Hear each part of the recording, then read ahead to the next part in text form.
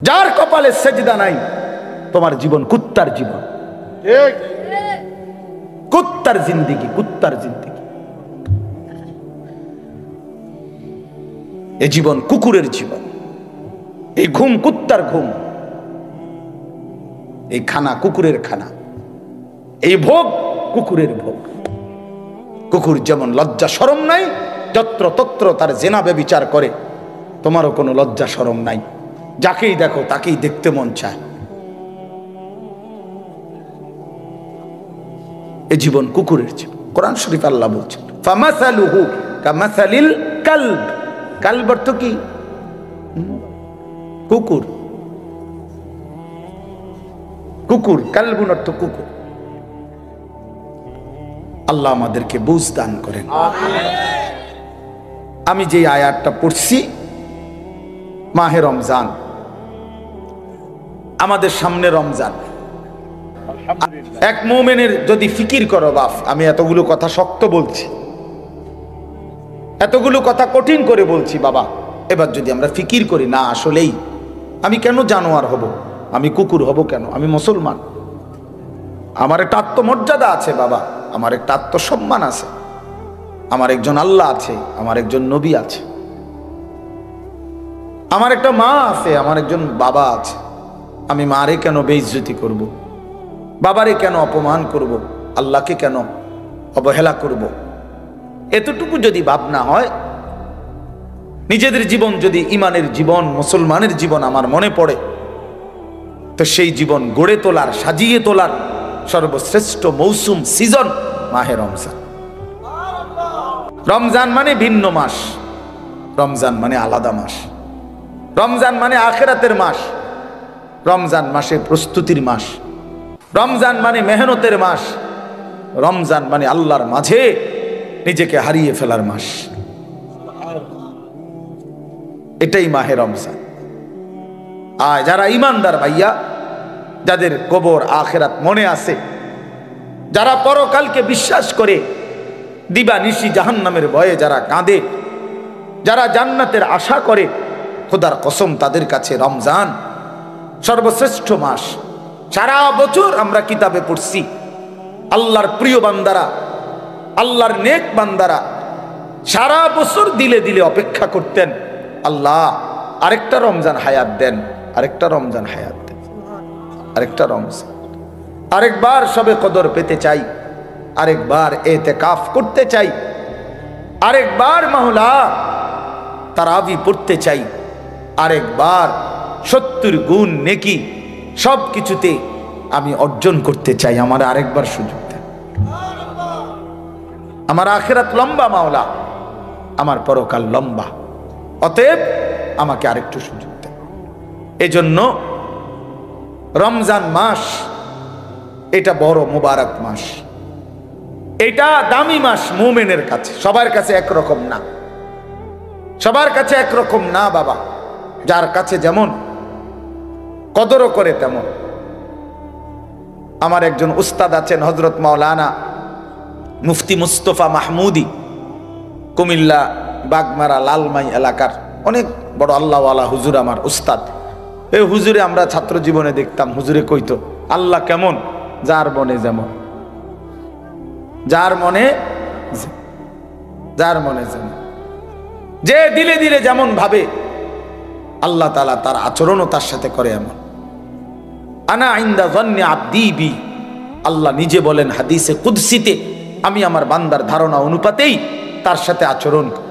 আমার বান্দা আগেই কয়, আগেই বলে না সুদে না লইলে, কিস্তি না লইলে। আমার বান্দা নিজেই বলে না কেমনে সংসার চলবো, আল্লাহ বলে আমিও তারে এমনই বানায় রাখি, কারণ তুই তো আমার উপরে কোনো আস্থাই রাখো নাই। তুমি আস্থা রাখছো সুদের উপরে, কিস্তির উপরে, তো তুমি যেমন আমার আচরণও তেমন, আমার আচরণও তেমন। সব ব্যাপারে বান্দা আল্লাহ তাআলার ব্যাপারে ধারণা রাখে যেমন, আল্লাহ তাআলাও তার সাথে আচরণ করে তেমন। তো এই জন্য বললাম মাহে রমজান আমাদের জীবনের সর্বশ্রেষ্ঠ মুমিনের কাছে গুরুত্বপূর্ণ মাস। ইমানদারের হৃদয় এটা, ইমানদারের কলজা এটা, ইমানদারের অপেক্ষা এটা। আমাদের প্রিয় নবী সাল্লাল্লাহু আলাইহি ওয়াসাল্লাম একটানা 2 মাস লাগাতার আল্লাহর কাছে রমজান ভিক্ষা চাইতেন। 2টা মাস।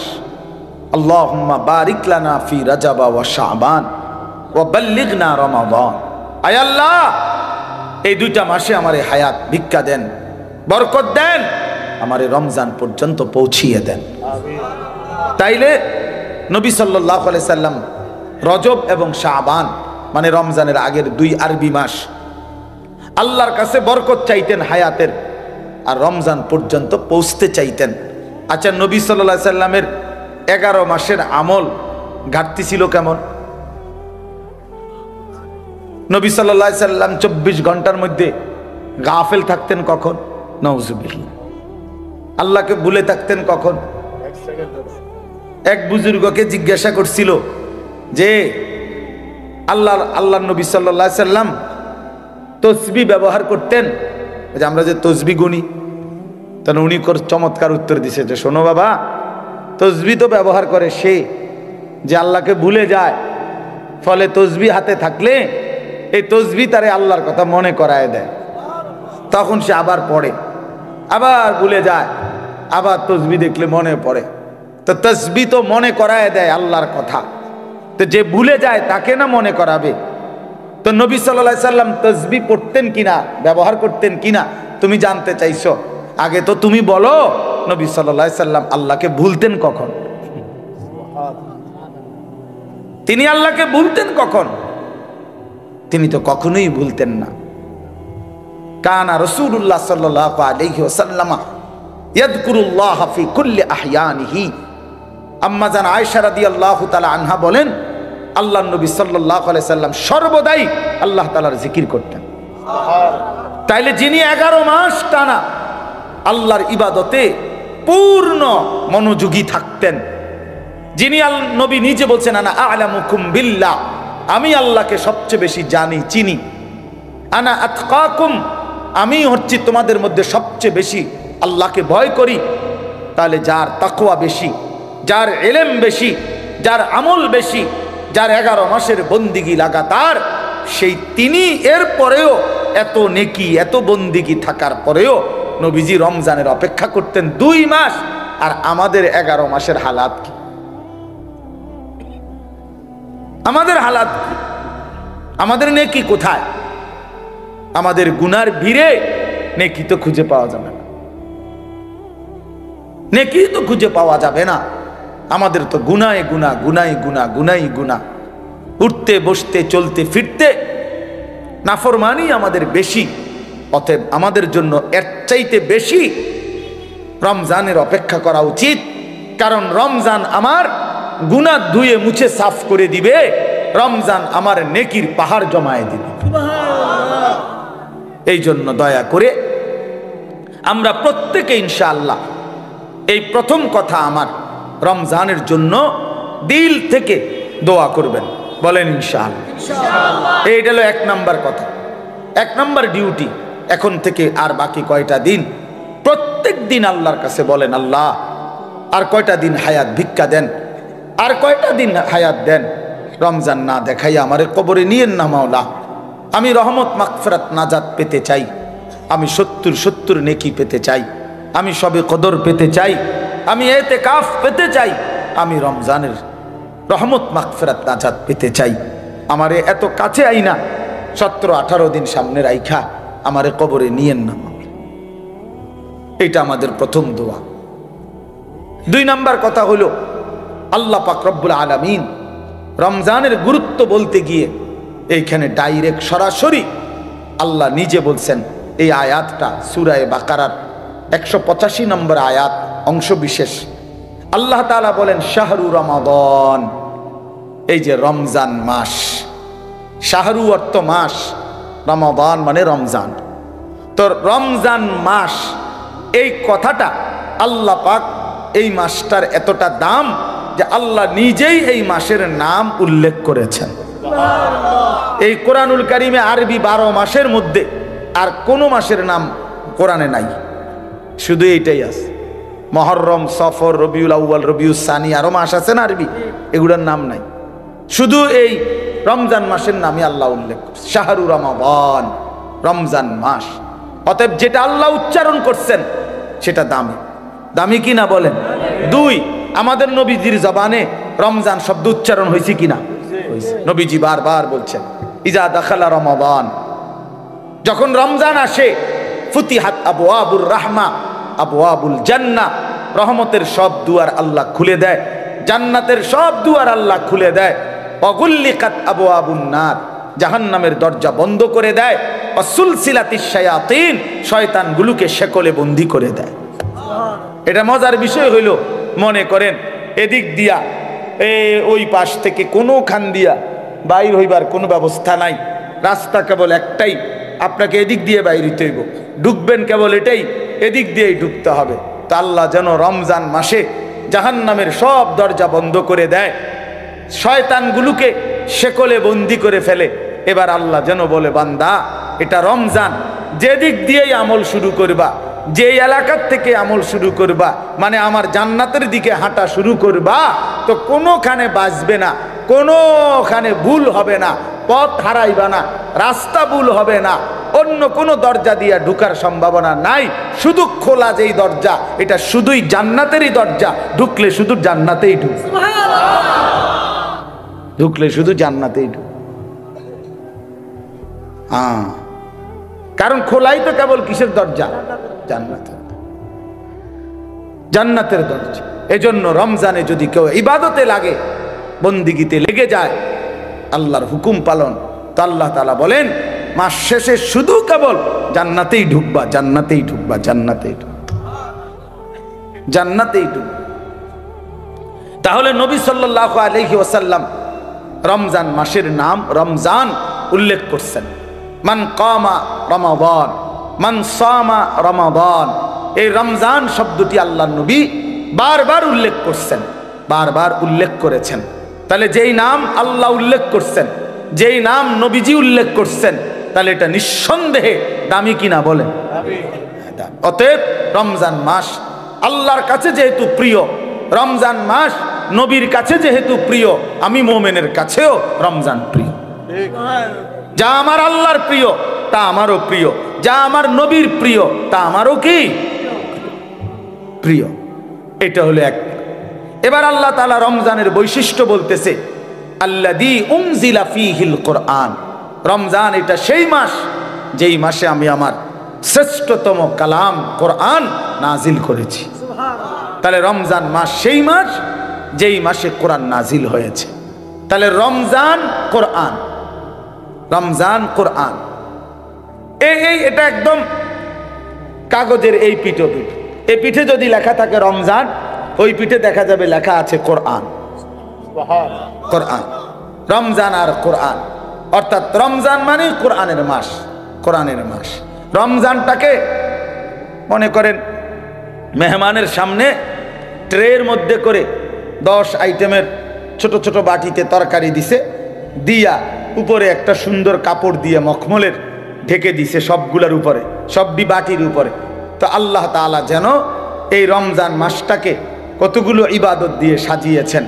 যেমন রোজা, এটা একটা ইবাদত, ইফতার এটা একটা ইবাদত, সাহারি মানে রাত্রির খাবার এটা একটা ইবাদত, 20 রাকাত তারাবি এটা একটা ইবাদত, তারপরে শেষ দশকে এতেকাফ মসজিদে এটা একটা ইবাদত, শেষ দশকের বেজর রাত্রিগুলোতে শবে কদর এটাও একটা কি ইবাদত। এইভাবে আল্লাহ তাআলা এগুলো দিয়া সাজাইয়া এইটার উপরে যেন কোরআন নামের একটা চাদর দিয়ে ঢেকে দিছে। মানে পুরাটা রমজান কোরআন দ্বারা মোড়ানো, কোরআনের চাদরে ঢাকা। এজন্য রমজান আল্লাহ তাআলা বলছেন এটার মর্যাদা বৈশিষ্ট্য যে আমি আল্লাহ আমার কোরআন নাজিল করেছি। কোরআন নাজিল করার কারণে রমজান দামি, দামি। কেমন কোরআন? হুদাল লিন্নাসি ওয়া বাইয়িনাতিম মিনাল হুদা ওয়াল ফুরকান। আল্লাহ বলেন কোরআন হচ্ছে বিশ্ব মানবতার হেদায়েত এবং হেদায়েতের স্পষ্ট পথ নির্দেশিকা, মানে কোনো বিষয় অস্পষ্ট নাই। ওয়াল ফুরকান, কোরআনই হচ্ছে সত্য মিথ্যা, ন্যায় অন্যায়, জায়েজ না জায়েজ, উচিত অনুচিতের মাপকাঠি। কোনটা করা উচিত, কোনটা ছাড়া উচিত, কোনটা ন্যায়, কোনটা অন্যায়, কোনটা উচিত, কোনটা অনুচিত, আল্লাহর কসম এটা একমাত্র কোরআনই সিদ্ধান্ত দেয়, আমার রসুলের সুন্নাহ হাদিসই শিক্ষা দেয়। এই জন্য কোরআন সুন্নাহ থেকে যে বঞ্চিত, কোরআনের জ্ঞান যে পায় নাই, রসুলের হাদিস যে শিখে নাই, আল্লাহর কসম সে ন্যায় অন্যায় চিনতেই পারে না। কোরআনবিহীন সভ্য হয় না, কোরআনবিহীন আখলাক হয় না, হতেই পারে না। পৃথিবীর আর কোনো বই দিয়া হবে না, হালাল হারাম বুঝবে না। পরে তো উচ্চ শিক্ষিত, কথা তো বলে শুদ্ধ, রেজাল্টও খুব ভালো, শব্দ উচ্চারণ চমৎকার, কিন্তু আজকে 5 বছর একটা মেয়ের সাথে সম্পর্ক, হাঁটে চলে মেয়ের সাথে, এটা যে হারাম এইটাও তার আন্দাজের মধ্যেই নাই। কারণ কোরআনের জ্ঞান না থাকার কারণে, কোরআন না থাকার কারণে হালাল হারামের পার্থক্য বুঝার অন্য কোনো জ্ঞান তার কাছে নাই। এই জন্য কোরআনই একমাত্র মানুষকে ন্যায় অন্যায় শেখায়। বল ফুরকান। আমরা চ্যালেঞ্জ করলাম, আমি চ্যালেঞ্জ করলাম, তোমরা ছেলেরা যারা স্কুলে পড়ো, কলেজে পড়ো, ইউনিভার্সিটিতে পড়ো, প্রিয় বন্ধু চলো সিদ্ধান্ত নিয়ে তুমি দেখাও যে কোরআনের মতো আরেকটি কিতাব বই আছে যেখানে সত্য মিথ্যা, আলো অন্ধকার, ন্যায় অন্যায়, হালাল হারাম শিখায়। আমার জীবনের করণীয় কি, বর্জনীয় কি, আমার জীবনের উচিত কি, অনুচিত কি, আমি কি করা উচিত, আমি কি বর্জন করা উচিত, এটা শিখায় এমন কোন বই আল্লাহর জমিনে নাই কোরআনবিহীন, হাদিসবিহীন, নবীর তরিকাবিহীন নাই। এটা নাই হইতে পারে না। আমরা পড়ছি জেনারেল লাইন, আমি তো কুমিল্লা ভিক্টোরিয়া কলেজ থেকে মাস্টার্স পাস করছি, জেনারেল লাইনের পুরা পড়ালেখা করছি, সায়েন্স বিজ্ঞান বিভাগ থেকে তো এসএসসি পাস করছি, বিজ্ঞান পড়ছি আমি। অতএব বলো ভাইয়া, ভালো রেজাল্ট করছি আলহামদুলিল্লাহ, সব রেজাল্ট ভালো। তাহলে এই জন্য বললাম আল্লাহর কোরআন থেকে বঞ্চিত এই রমজানের সামনে আলোচনায় এটা আল্লাহর জন্য উল্লেখ করছে, বান্দা সর্বশ্রেষ্ঠ মাসে সর্বশ্রেষ্ঠ কিতাব কোরআন আমি নাজিল করেছি। তাইলে মানুষ হলো সর্বশ্রেষ্ঠ আল্লাহর সৃষ্টি, কোরআন হলো সর্বশ্রেষ্ঠ কিতাব, রমজান হলো সর্বশ্রেষ্ঠ মাস। অতএব সর্বশ্রেষ্ঠ যেই মানুষটা আল্লাহর কোরআন থেকে বঞ্চিত, খোদার কসম সুম্মা রাদাদনাহু আসফালা সাফিলিন, আল্লাহ বলে এবার আমাকে ছেড়ে দিলা, কোরআন ছেড়ে দিলা, তো আমি তোমাকে একেবারে নিকৃষ্ট থেকে নিকৃষ্ট স্থানে তোমারে পৌঁছায় দেব, নিকৃষ্ট থেকে নিকৃষ্ট স্থান। এই জন্য দয়া করে আজকে আমি এই একটা কথাই শেষে বলতে চাই, অনেক কিছু বলা দরকার, কিন্তু একটা প্রসঙ্গ শুধু বলতে চাই যে রমজান আমাদের সামনে। একে তো রমজানকে কদর করা উচিত, রমজানে ইবাদত আখিরাতের প্রস্তুতি নেওয়া। আর বিশেষভাবে অনুরোধ করছি আপনাদের কাছে, ছেলেদের বাবাদের, যে আল্লাহর কোরআন যাদের অশুদ্ধ, কোরআন শরীফ যারা পড়তে পারেন না, কোরআন শরীফের জ্ঞানের সাথে যাদের কোনো সম্পর্কই নাই, আপনারা আরেকবার ঘুরে দাঁড়ান, আরেকবার ঘুরে দাঁড়ান। কোরআনের মাসে কোরআনকে ইজ্জত করেন, তাহলে আল্লাহ বরকত দিবে। যার কোরআন, আপনার বয়স 90 বছর হোক আর 9 বছর হোক, ছেলেরা বাবা তোমরাও, পর্দার আড়ালের মা বোনরাও, বয়স্ক বাবারাও, আমরা প্রত্যেকেই রমজান আমাদের সামনে, সবাই সবার সুবিধা মতো ইমাম সাহেবের কাছে, কোনো আলেমে দ্বীনের কাছে, কারো না কারো কাছে আল্লাহর কোরআন শিখেন, কোরআন শরীফ সহি শুদ্ধ করেন। এটা উচিত, এটা ইনসাফ বাবা, এটা ইনসাফ। কোরআনের জ্ঞান যার মধ্যে নাই, 60 বছর 30 বছরে যে আল্লাহর কোরআন দেখে দেখেও পড়তে পারে না, আহা বন্ধু, তার আফসোস ছাড়া জীবনটা আর কিছুই হইতে পারে না, আর কিছুই হইতে পারে না। ওই মানুষটা নিয়ে আসুন, চেয়ার দেন, চেয়ার, ওই চেয়ারটা দেব না, বসে।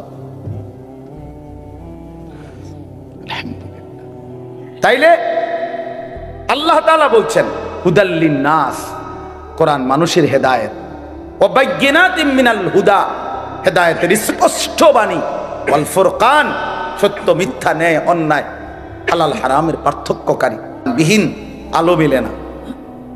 আপনাদের বাবাদেরকে বলি, আপনারা যারা কোরআন থেকে সন্তানকে বঞ্চিত করছেন, তারা আপনাদের সন্তানকে আপনারা ক্ষতিগ্রস্তই করেছেন। আলো থেকে বঞ্চিত করছেন, আলো থেকে বঞ্চিত করছেন। বাকি পড়ালেখাগুলো ভালো, বাদ দিতে বলি নাই, কিন্তু এগুলো না হইলেও ভাত মিলত, এগুলো না হলেও ভাত মিলত। দুনিয়া এমনিই মিলে যায়। কত মূর্খ বকলম, নাম দস্তখত করতে জানে না, টিপসই দেয়, টিপসই। এমন মানুষ হাজার হাজার কোটি কোটি টাকার মালিক এমন নাই? তো তে আনলো কোত্থেকে? এই মূর্খে আনলো কোত্থেকে টাকা? এগুলা হেতেও তো দুনিয়া বুক করে। কথা বলেন, তার কি নাই? বাড়ি, গাড়ি, নারী, ক্ষমতা, প্রভাব, প্রতিপত্তি সবই তো আছে। তাহলে দুনিয়া এমনি বুক করা যায়। যে বুবা, দেখেন, যে বুবা মানুষ, বুবা বাস্তবিক অর্থেই বুবা, সেও তো দুনিয়া বুক করে, করে না? সেও তো ভাত খায়, মাছ খায়, পেশাব করে, ঘুমায়, তারও তো বাচ্চা কাচ্চা হয়, হেতেও তো বিয়া করে। তাহলে দুনিয়া তো বুবায়ও ভোগ করে। তাহলে বোঝা গেল আল্লাহর কোরআন যেই জবান পড়তে পারে না, বাকি কথা এগুলো না কইলেও সে দুনিয়া ভোগ করতে পারত, দুনিয়া ভোগ করতে পারত। এই জন্য বন্ধু, দুনিয়া তো বেঈমানও ভোগ করে, দুনিয়া তো মূর্খও ভোগ করে, দুনিয়া তো বুবাও ভোগ করে, দুনিয়া তো জন্তু জানোয়ারও ভোগ করে। কিন্তু আখিরাত, অনন্তকালের পরকাল, খোদার কসম, কোরআন ছাড়া, নামাজ ছাড়া, সেজদা ছাড়া, আল্লাহর হুকুম মানা ছাড়া আখিরাতার পরকালে চোখটা বন্ধ হলে কবর থেকে নিয়ে অনন্তকাল আর কোনোদিন কোনো নাফরমান, বেঈমান, পাপী এক ঢোক আর পানিও মিলবে না, এক লোকমা খাবারও মিলবে না। হ্যাঁ, দুনিয়া তো আজ এমনি মিলছে, ইমান না থাকলেও তো দুনিয়া মিলে। কাফের বেঈমানও তো দুনিয়া ভোগ করে মিয়া। অতএব এই আমার শেষ কথা, দয়া করে এটা ভাবতে শিখেন। এরপরে কবরে গিয়ে দেখবে কিছুই নেই, কিছুই আর নাই। এই জন্য বাপ, এটা গুরুত্বপূর্ণ বিষয়। যেমন না হওয়া যে আল্লাহ আমার দিল উল্টায় দিছে, এমন পাষাণ না হওয়া যে আমার অন্তরে কোনো কথাই ঢোকে না। এটা ভাবলেই বোঝা যায় মানুষ।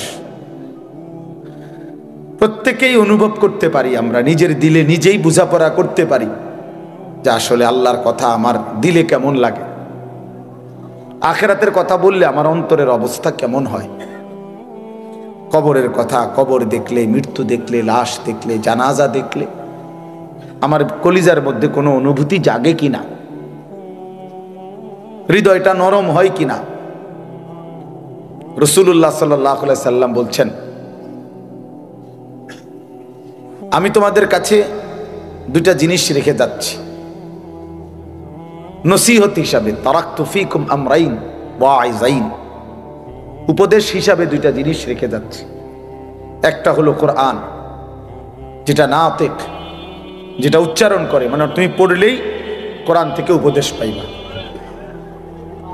আরেকটা হলো, নবীজি বলছেন, আমি আরেকটি উপদেশ তোমাদের জন্য রেখে যাচ্ছি, যেটা কোনো আওয়াজ করে না, নিশ্চুপ, কিন্তু তোমাদেরকে উপদেশ দেয়। সেটা কি? আল মাউত, মৃত্যু। মৃত্যু, প্রতিটা মৃত্যু তোমাকে নসিহত করে যে এর পরের জানাজা আমার, এর পরের এলান হয়তো আমার, এর পরের ঘোষণা আমার। এই জন্য মৃত্যু একটা নসিহত।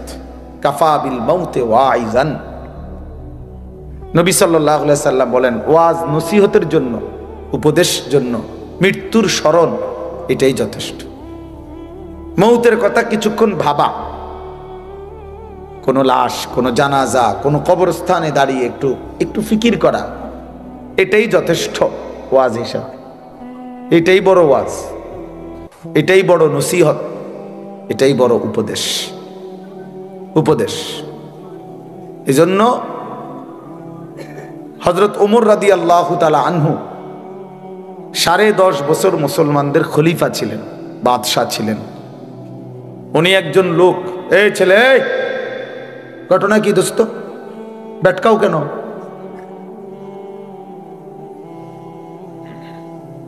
ফাজলামি করলে চলে যাও, আরো দুজন মানুষের জায়গা দাও, বেচারা কষ্ট করে দাঁড়ায় রয়েছে। কি ভাবছো দোস্ত? এর খামখেয়ালির জায়গা না। চেনো না আমারে, কোনো সময় দেখছো না? দুষ্টামি করো না, রসিকতা আমি পছন্দ করি না বাপ। তোমার আমি তো এখতিয়ার দিছি যে তুমি চলে যাও, কোনো অসুবিধা কি আমার? আমি বাস্তবিক অর্থ শ্রোতা গণি না, এটা সবাই জানে। আজকে 22 বছর 21 বছরের জীবনে আমি কম হোক বেশি হোক আমার এতে কোনো আপত্তি নেই, আসলেই না। আমি এটা কোনো বিষয় মনে করি না। জনপ্রিয় অজনপ্রিয় এটি কোনো কথা না, বোঝেন নাই? এটা কোনো কথা না। একারে 10 কোটি মানুষ আমার চিনছে, তো কি আমার কবর রাজা মাপ?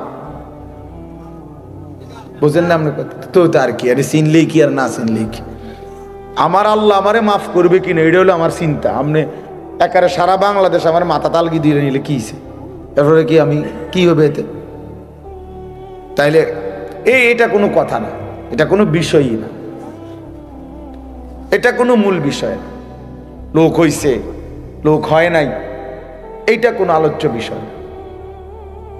আল্লাহর কথা বলতে পারা এটাই সৌভাগ্য, শুনতে পারা এটাই সৌভাগ্য, আয়োজন করতে পারা এটাই সৌভাগ্য। কয়জনের জন্য কয়জনে শুনছি, কয়জনের বলছি, এত কিছু আমার দরকার।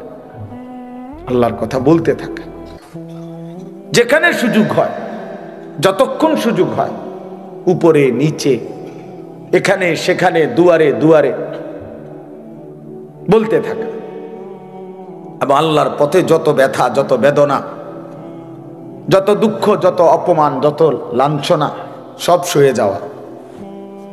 कभी आरश पर कभी फरश पर, कभी उनके दर कभी दर बदर, गमे आशिकी तेरा शुक्रिया मैं कहां कहां से गुजर गया। আল্লাহর পথে সব বেদনা, সব অপমান, আল্লাহ তবুও তোমার শুকরিয়া। তোমার কথা বলতে গিয়েই বেইজ্জতি হয়েছি, অসুবিধা কি? গমে আশিকি তেরা শুকরিয়া মাই কাহা কাহা সে গুজর গায়া। আমি কই থেকে কই ছুটে গেলাম, তোমার জন্যই ছুটলাম, তোমার জন্যই ছুটলাম, তোমার কথাই ফেরি করলাম, ফেরি করলাম। গতকালকেও আমি রাত্রে শেষ যখন বয়ান শেষ করছি, লাস্ট রাতের 1:20 বাজে, হ্যাঁ শুরু হয়েছে জোরের পড়তে। কোথায় গেছি, কতক্ষণ করছি, কি কিচ্ছু আমার হিসাব কিতাব। চলছো তো চলো ভাইয়া, বলতে থাকো, খালাস। এই জন্য বললাম দোস্ত আমার রাগ হইও না, খামখেয়ালি করাটা আমি পছন্দ করি না। আমার কথা হলো কম হোক, মনোযোগ দিয়ে শোনো, এতে বরকত। একদিনে তুমিও বদলাইতা না আমি জানি, কিন্তু আন্তরিকতা থাকলে, মনোযোগ থাকলে একদিন সত্যি সত্যি আল্লাহ চাইলে বদলে যাবে। 100 খুনের আসামি আল্লাহর ওলি হইছে, বেশ্যা পতিতা নারী সেও আল্লাহর ওলি হইছে, তুমি হইতা না কা? জগৎ বিখ্যাত ডাকায় তো কি হইছে, আল্লাহওয়ালা হইছে, তুমি হইতা না কা? তুমি তো এর চাইতে খারাপ হয়ে যাও নাই, তো তুমিও ভালো হয়ে যাবে ইনশাআল্লাহ। কিন্তু আন্তরিকতা দরকার, দিল দরকার, আল্লাহর কথার প্রতি মনোযোগী হওয়া দরকার, আল্লাহর কথার প্রতি মনোযোগী হওয়া দরকার। এই জন্য আমি এটা একটু শক্ত।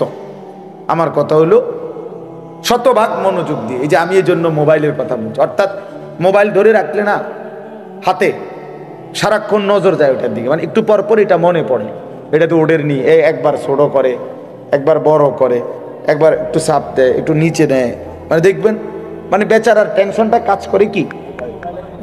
তো এটারে তো তুমি অনেক কিছু করলা, কিন্তু তোমার নিজের কলিজার মধ্যে কি ঢুকছে এটা কও। মোবাইলের একবারে ছবিটা সুন্দর উঠছে, আওয়াজটা ক্লিয়ার উঠছে, সব ঠিক আছে, তো এটা দিয়ে কি লাভ হইল? আমি সুন্দর হলাম কিনা, আমি কিছু বুঝলাম কিনা, আমার ভিতরে একটা আফসোস আসছে কিনা, আমার হৃদয়ের মধ্যে একটু ফিকির অনুভূতি যাচ্ছে কিনা যে হায় আমি কি করছি, আমার কি করা উচিত ছিল, আমি কে, আমি আসলাম কোত্থেকে, কে আমাকে বানাইলো, কে আমাকে বানাইবে? ওই মৌলানা বলতেছিল যে আল্লাহ জানতে চাইবে বান্দা আমি কি একটা বারও আমার ডাক শুনতে পাই নাই? কেমনে পারলা? সারাদিনে কতজনরে ডাক দিলা, তুমি কি পারলা না একটা বার আমারে ডাকতে? কতজনের কত আবদার রক্ষা করলা, আমি তোমার কাছে কয়েকটা সেজদা চাইছি, আমি কি তোমার কোনো উপকার করি নাই? আজকের সারাদিনে আমি কি তোমাকে লালন পালন করি নাই? খোদার কসম হাদিসে আছে আল্লাহ পাক হাসরের ময়দানে জিজ্ঞেস করবে, বান্দা আলাম নুসিহ জিসমাক, এই প্রথম প্রশ্ন করবে এটা। বান্দা বলো তো মোট এতদিন আমি কি তোমার শরীরটা সুস্থ রাখি নাই? বলো মাথা ব্যথা ছিল কয়বার? মাথা স্বাভাবিক ছিল কয়বার? বলো পেট ব্যথা হয়েছে জীবনে কয়বার? পেট স্বাভাবিক ছিল কয়বার? হাত ব্যথা পাও ব্যথা হয়েছে কয়বার? সুস্থ স্বাভাবিক ছিলে কয়বার? শোনো এবার হিসাব নাও বান্দা, এই হিসাবের আলোকে বলো অনুরবিকা মিনাল মা, প্রতিবার তৃষ্ণার্ত অবস্থায় আমি কি তোমাকে পানি পান করাই নাই? আল্লাহ পাক জিজ্ঞেস করে এই হাসরের ময়দানে, হাদিসে আছে সর্বপ্রথম আল্লাহ পাক বান্দাকে প্রথম প্রশ্ন কি করবে? এইটা করবে, এই দুইটা কথা জিজ্ঞাসা করবে, এরপরে কথা আরো চলবে। বাকি প্রথম বলবে বলো তো আমি কি মোট এতদিন এত ঘন্টা তোমাকে সুস্থ রাখি নাই? আমি কি তোমাকে তৃষ্ণার্ত অবস্থায় প্রতিবার পানি পান করাই নাই? একবারও মনে পড়লো না আমার? এমন তৃষ্ণার মুহূর্তে যদি এক গ্লাস পানি না পাইতা কি হইতো? অথচ সেই পানি পান করে একটা বার আলহামদুলিল্লাহ বলতে হয়, এটাও তো বললা না, এটাও তো কোনোদিন শিখলা না যে আল্লাহর দেওয়া রিজিক, আল্লাহর দেওয়া পানীয় ভোগ করার পরে আলহামদুলিল্লাহ বলতে হয়। বহু নাফরমান তো এটাও জানে, এটাও তো জানে। পেট ভরে খেয়ে তো একটা বার আলহামদুলিল্লাহও বলে না। মানে জন্তু জানোয়ারের খাবার, হাইওয়ান জানোয়ার যেমন জানে না কিছুই, এও জানে না। এই জন্য বাপ চলেন আমি আমার আয়াতটা বলি। তাহলে আমার বলার উদ্দেশ্য হলো আমরা এই কথা হৃদয় দিয়ে অনুভব করা, আমাদের আখিরাত আছে, আমাদের পরকাল আছে, আমাদের মৃত্যু পরবর্তী একটা জিন্দেগি আছে, এটা নিশ্চিত, এটা সত্য, শতভাগ সত্য। কবর, হাসর, মিজান, ফুলসেরাত, জান্নাত, জাহান্নাম, এটা সত্য বাপ। যদি মিথ্যা হইতো 1450 বছরে গবেষণা কইরা বিভিন্ন দার্শনিক পণ্ডিতরা অনেক তথ্য বের করতো যে এই এই আলোকে এটা প্রমাণিত হলো যে এটা মিথ্যা। কিন্তু কোনো কাফের বেঈমানও আজ পর্যন্ত পরকালের কোনো বিষয়কে মিথ্যা প্রমাণিত করতে পারে নাই। কোরআনুল কারীমের একটি অক্ষরকে যেহেতু ভুল প্রমাণিত করতে পারে নাই, অতএব আখিরাত সত্য। আফালা ইয়াতাদাব্বারুনাল কুরআনা ওয়ালাউ কানা মিন ইনদি গায়রিল্লাহি লাওয়াজাদু ফীহি ইখতিলাফান কাসীরা। আল্লাহ বলে আমার বান্দারা কোরআন পড়ে দেখো না কেন, কোরআন গবেষণা করছো না কেন, দেখো না এক একটা আয়াত মিলায়া দেখো। যদি এই কোরআন অন্য কারো কাছ থেকে আসতো আমি আল্লাহ ব্যতীত, তাহলে যেই কোনো চিন্তাশীল বুদ্ধিমান ব্যক্তি গবেষণা করিলেই তার মধ্যে অসংখ্য ভুল ত্রুটি ভ্রান্তি খুঁজে পেত। আল্লাহ ভিন্ন যেই লেখে যেই বলে তার কথা বক্তব্য লিখনির মধ্যে ভুল হয়ই হয়। 1 লক্ষ কথাও যদি সঠিক হয় 10টা কথা ভুল হয়, ভুল হয়। আমরা একেবারে আমগো যে কোনো ওয়াইজেরও আপনি যদি খেয়াল করে এখন আপনি হয়তো কইতে পারবেন যে হুজুর এই শব্দটা এমনি না করলে ভালো হইতো, এটা এমনি করলেও পারতো। কথা বোঝেন নাই আমার? আমি হয়তো বুঝছি এমনি কইছি, আপনার বিবেচনায় যে না এটা এমনি করলেও পারতো। কিন্তু এমনও কোরআনুল কারীমের মধ্যে এমনও কোনো কথা, একটা লাইন, একটা শব্দ এমন নাই যে পৃথিবীর কোনো ইমানদার কিংবা বেঈমান এটা বলছে যে এই শব্দটা এটা না কইয়া এটা কইলে ভালো হইতো, এমনও নাই। এইটাই উত্তম, এখানে এইটাই, যেখানে যেটা ওইখানে ওইটাই। এখানে এর চাইতে সুন্দর শব্দ নাই, এর চাইতে চমৎকার উপস্থাপনা হইতে পারে না, এর চাইতে চমৎকার শব্দের গাঁথুনি, একটার পর একটা শব্দ চয়ন এর চাইতে চমৎকার হইতে পারে না। সকল গুণে, সকল বিবেচনায়, সর্বগুণে কোরআন শ্রেষ্ঠ। যত ভাবে, যত ঢঙ্গে, যত রঙ্গে দেখুক না কোরআন, কোরআনই শ্রেষ্ঠ। আল্লাহ বলছেন কেন?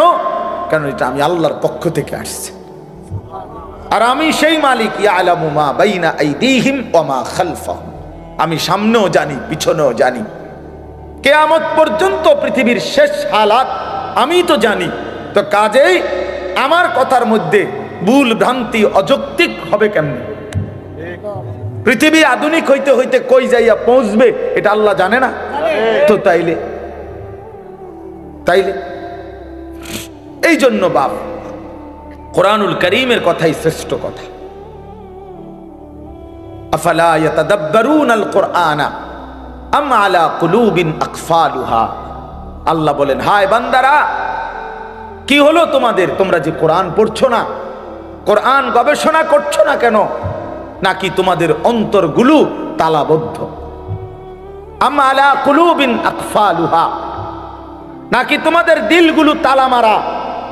এই বাপ, ভাইয়া, ছেলেরা, বাবারা, মুসলমান হওয়ার পরও যারা কোরআন পড়েন না, বুঝেনও না, দুই চার লাইন শব্দ তেলাওয়াতও করেন না, সত্য কথা হইল আপনার কোনো দিল নাই, আপনার আসলেই কোনো অন্তর নাই, এটা তালাবদ্ধ, এটা একটা জমাট পাথর ছাড়া আর কিছু না। আম আলা কুলুবিন আকফালুহা, আল্লাহ পরিষ্কার বলছে। কোরআন পড়ছো না কেন? কোরআন নিয়ে ভাবতেছো না কেন বান্দা? নাকি তোমাদের অন্তরগুলো তালাবদ্ধ? তার মানে বোঝা গেল যে আল্লাহর কোরআন নিয়ে ভাবে না, আল্লাহর কোরআন পড়ে না, আল্লাহর কোরআন বোঝে না, খোদার কসম তার কোনো অন্তরে নাই, তার কোনো দিল নাই, তার দিল তালাবদ্ধ, ওইটা জমাটবদ্ধ পাথর ছাড়া আর কিছু না, আর কিছু না। দুনিয়া ভোগ করে তো, দুনিয়া তো আতফাও দিয়ে না ভোগ করে,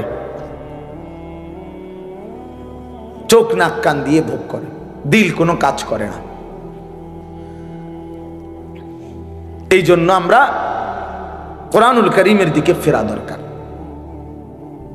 আমাদের আখিরাতের দিকে ফেরা দরকার, আমাদের বিবেককে কাজে লাগানো দরকার। আমরা এটা ইনসাফের সাথে ভাবা উচিত। প্রিয় ভাই আমার, বন্ধু আমার, ছেলেরা আমার, বাবারা আমার, বাস্তবিক অর্থে আমাদের সবকিছু সুন্দর ছিল, আমরা সব সুন্দর, সব শ্রেষ্ঠ রেখে একেবারেই অসুন্দর, অযৌক্তিক, ফালতুর পিছনে আমরা জীবনটা শেষ করে দিচ্ছি।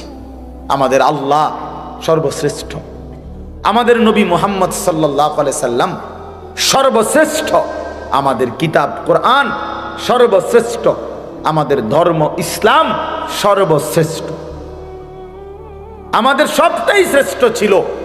কিন্তু আমরা সর্বশ্রেষ্ঠ নিয়ামত ছেড়ে একেবারে ফালতু কতগুলা বইপত্র, কাগজ কলম, পৃথিবীর কিছু মানুষের বিকৃত কিছু চিন্তা চেতনা, এর পিছনেই আমরা জিন্দেগি শেষ করে দিছি। ছেলেটা সকাল থেকে রাত পর্যন্ত ছুটছে, কি খরের বাবা, কেন হাসো, কেন কাঁদো, কি চুল রাখলা, কি জামা পরলা, সারাদিনে মোবাইল টিপ্পা কি পাইলা, এত নারী, এত ছবি, এত দৃশ্য, এত উলঙ্গপনায় শেষ পর্যন্ত রাত শেষে অর্জন কি বাবা? জিজ্ঞাসা করে দেখেন না, বলবে কোনো অর্জন নেই। শরীরটা নাপাক হয়েছে, নারী দেখতে দেখতে, ছবি দেখতে দেখতে, হ্যাঁ, লজ্জাস্থানের শক্তিটা নষ্ট হয়েছে, হাতটাকে নাপাক জায়গায় ব্যবহার করছে, কোমরের শক্তি কমে যাচ্ছে, যৌবনের সক্ষমতা নষ্ট হয়ে যাইতেছে, শরীরটা ধীরে ধীরে অচল, পঙ্গু, অপদার্থ হয়ে যাচ্ছে, আখিরাতটা জাহান্নামের আগুন জ্বলছে। এই অর্জন, চরিত্রহীনতার অর্জন কি? অশ্লীলতার অর্জন কি, অসভ্যতার অর্জন কি? আমাদের আল্লাহ, আমাদের কোরআন, আমাদের রাসূল, আমাদের ইসলাম আমাদের জন্য সর্বশ্রেষ্ঠ, আমাদের জন্য নিরাপদ, আমাদের জন্য আরামদায়ক, এবং এর মধ্যেই আমাদের সুখ, শান্তি, স্বস্তি, নিরাপত্তা, আনন্দ, সুখ সব এখানে, সব এখানে। আমি তো সব সময় বলি, বাপ তুমি সারা রাত নারী দেখে যে মজা পাও, আল্লাহর কসম এক ইমানদার তাহাজ্জুদ নামাজে একটা সেজদা দিয়ে তার চাইতে লক্ষ কোটি গুণ বেশি মজা পায়। যারা ইবাদত করে, যারা আল্লাহর বন্দেগী করে, তুমি মনে করো না তারা নিরানন্দ, তাদের কোনো আনন্দ নাই। এমনি সেটানি মানুষ আল্লাহর ইবাদত করে, অনের অসন্তুষ্টি নিয়ে আল্লাহর বন্দেগী করে। আমরা 5 ওয়াক্ত নামাজ পড়ি অসন্তুষ্টি নিয়ে, তো তাইলে নাফরমান ছেলে পেলে, বেহায়া নারী, হারামখোর নাফরমান মনে করে তার হারামের মধ্যে তৃপ্তি। খোদার কসম হারামের মধ্যে অতৃপ্তি, হারামের মধ্যে অতৃপ্তি। হারামের মধ্যে মদে কখনো তৃপ্ত হয় না, পানিতে তৃষ্ণা মিটে যায়। নারী, ভিন নারী দেখলে কখনোই তৃপ্তি মিটে না, কিন্তু হালাল স্ত্রীতে তৃপ্তি হয়ে যায়। হ্যাঁ, এই জন্য গুনাহ তৃপ্তি দেয় না, হারাম তৃপ্তি দেয় না। আল্লাহ তাআলা যেটা হারাম করছেন সেটা তো বুঝে শুনেই করছেন। এটার মধ্যে যদি বান্দার কল্যাণই থাকতো, তিনি হারাম করলেন কেন? কথা বোঝেন নাই তো? কোরআনুল কারীমের মধ্যে আছে, আসা আন তুহিব্বু শাইআন ওয়া হুয়া শাররুল লাকুম। আল্লাহ বলছে, বান্দা মনে রেখো, এমন অনেক জিনিস আছে যেটা তোমার কাছে খুব প্রিয় মনে হয়, ওয়া হুয়া শাররুল লাকুম, অথচ আমি আল্লাহ বলতেছি এটা তোমার জন্য অকল্যাণ। তোমার কাছে মনে হয় আমি এক রাইতে 30 জন নারী দেখছি, আর আরেক বেড়া হুদা বউ লইয়া বইয়া রইছে। আমি তো সারা পৃথিবীর নর্তকী দেখলাম, উলঙ্গ ছবি দেখলাম, আমি না বেশি মজা পাইলাম না। আল্লাহ বলে, না বান্দা, তোমার কাছে যদিও মনে হয়েছে এটা ভালো, কিন্তু এর পিছনে শাররুন লাকুম, অকল্যাণ। এটা তোমার চরিত্র নষ্ট করে, এটা তোমার আখলাক নষ্ট করে, এটা তোমার শরীরের সক্ষমতা নষ্ট করে, এটা তোমারে মানুষের চোখে ঘৃণিত করে। কোন লম্পটকে, কোন চরিত্রহীনকে পৃথিবীর কেউ 2 পয়সার কোনো মূল্য দেয় না। রাস্তার কুকুর বিড়ালের সমান মর্যাদাও দেয় না বেটা। একটা ছেলে নয়তো চ্যালেঞ্জ করে বল বেটা, দাঁড়া এখন। বেনামাজি নাফরমান, তোরে কেউ সম্মান করছে জীবনে, কেউ ইজ্জত করে ভালোবাসছে, মহব্বত করে বুকে টেনে নিছে, বল তুই বেটা। তোর সামান্য কিছু দুশ্চরিত্র লম্পট ছাড়া তোরে কেউ ডাক দিছে বেটা, তুই ক, বল বেটা। যে হুজুর আমারে, আমি সারা রাত নারী ছবি দেখি আর পরও মানুষ আমারে আদর করছে, কেডা? সে ধরো দুসাই, তোমারে কে আদর করছে? কে তোমারে সম্মান করে? কে তোমারে দেখলে বলে আহা ছেলেটা কতটা ভালো? না না, মানুষ আলোকে আলোই বলে, অন্ধকারকে মানুষ অন্ধকারই বলে, রাতকে মানুষ রাতই বলে, দিনকে মানুষ দিনই বলে, সাদাকে সাদাই বলে, কালোকে কালোই বলে। অতএব বাটপার সিটার রে মানুষ বাটপার সিটারই কয়। হ্যাঁ, আমনে সুদখোর, আমনের মানুষে দেখলে গো মাশাআল্লাহ জোনায়েদ বাগদাদি নাও, হ্যাঁ বাইজিদ বুস্তামি স্বাস্থ্য ভাই না যায় ওটা মানুষে ব্যাককল, হ্যাঁ মানুষে চিরা খায়, আমনে হুদা ভাত খায়। মানুষে বাটপার রে বাটপার হিসাবে সিটার রে সিটার হিসাবে, ইমানদারকে ইমানদার হিসাবে। মানুষের চোখ ভুল হয় না।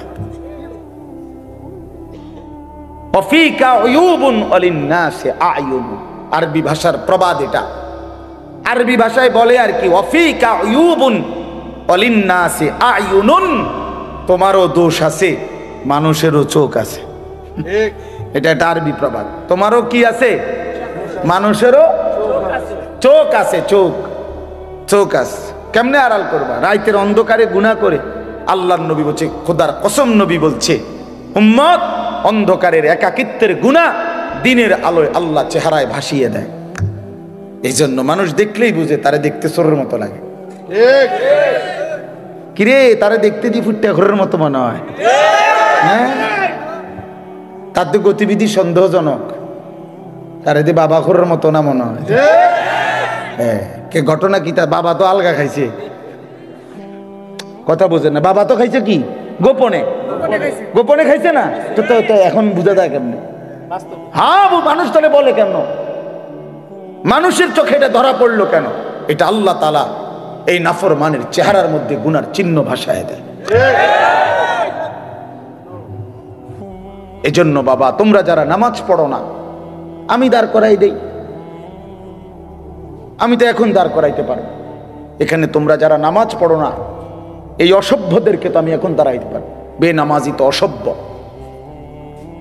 বেনামাজি তো নির্লজ্জ, বেনামাজি তো বেহায়া, বেনামাজি তো হাইওয়ান, বেনামাজি তো জানোয়ার, বেনামাজির জিন্দেগি তো কুত্তার জিন্দেগি। কোরআন শরীফে বলছে, কোরআন শরীফ, ওয়াত্তাবাআ হাওয়াহু ফামাসালুহু কামাসালিল কালব। আল্লাহ বলছে মনের ইচ্ছা মতো যে চলে তার উদাহরণ কুত্তার মতো। কোরআন শরীফের আয়াত। হ্যাঁ হ্যাঁ, মনে রাখো বাবা, যার কপালে সেজদা নাই তোমার জীবন কুত্তার জীবন, কুত্তার জিন্দেগি, কুত্তার জিন্দেগি। এই জীবন কুকুরের জীবন, এই ঘুম কুত্তার ঘুম, এই খানা কুকুরের খানা, এই ভোগ কুকুরের ভোগ। কুকুর যেমন লজ্জা শরম নাই, যত্র তত্র তার জেনা ব্যভিচার করে, তোমারও কোনো লজ্জা শরম নাই। যাকেই দেখো তাকেই দেখতে মন চায়। এই জীবন কুকুরের জীবন। কোরআন শরীফ আল্লাহ বলছে ফামাসালুহু কামাসালিল কালব। কালব অর্থ কি? কুকুর। কুকুর, কালবুন অর্থ কুকুর। আল্লাহ আমাদেরকে বুঝ দান করেন। আমি যে আয়াতটা পড়ছি, মাহে রমজান, আমাদের সামনে রমজান আর মাত্র 18-19 দিন, 10 তারিখ আজকে চলে গেছে। তাহলে পহেলা মার্চ যদি রমজান হয় 18 দিন, 2 মার্চ যদি রমজান হয় 19 দিন। এই 18 থেকে 19 দিন আমাদের সামনে আর বাকি। মাহে রমজান, মাহে রমজান।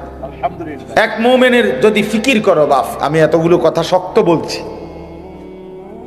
এতগুলো কথা কঠিন করে বলছি বাবা, এবার যদি আমরা ফিকির করি, না আসলেই আমি কেন জানোয়ার হব, আমি কুকুর হব কেন? আমি মুসলমান, আমার একটা আত্মমর্যাদা আছে বাবা, আমার একটা আত্মসম্মান আছে, আমার একজন আল্লাহ আছে, আমার একজন নবী আছে, আমার একটা মা আছে, আমার একজন বাবা আছে। আমি মারে কেন বেইজ্জতি করব? বাবারে কেন অপমান করব? আল্লাহকে কেন অবহেলা করব? এতটুকু যদি ভাবনা হয়, নিজেদের জীবন যদি ইমানের জীবন, মুসলমানের জীবন আমার মনে পড়ে, তো সেই জীবন গড়ে তোলার, সাজিয়ে তোলার সর্বশ্রেষ্ঠ মৌসুম, সিজন মাহে রমজান।